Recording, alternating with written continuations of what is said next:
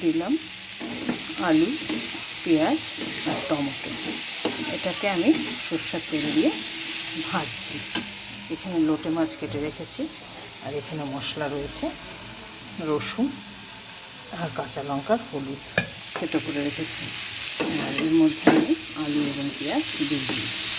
ভেজে নিয়ে লোটে মাছ রান্না করবো।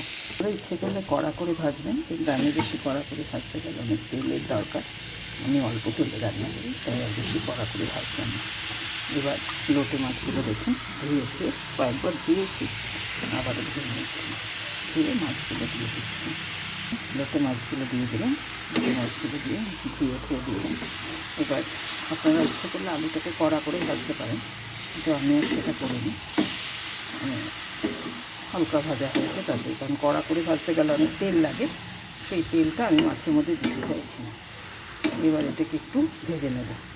দিলাম রসুন আর কাঁচা লঙ্কা, দিয়ে দেবো একটু জিরের গুঁড়ো,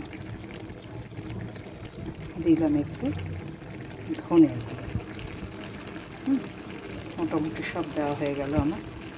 ভালো করে নাড়ব।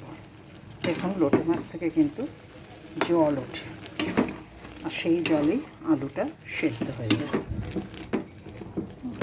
নামিয়ে ফেললাম লোটে মাছের ঝাল।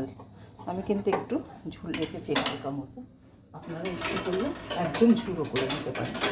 ঝুড়োটা খেতে ভালো লাগে ঠিকই, কিন্তু চোখ ভালো রাখতে গেলে একটু এরকম ঝোল খেলে সেটা বেশি শরীরের জন্য ভালো।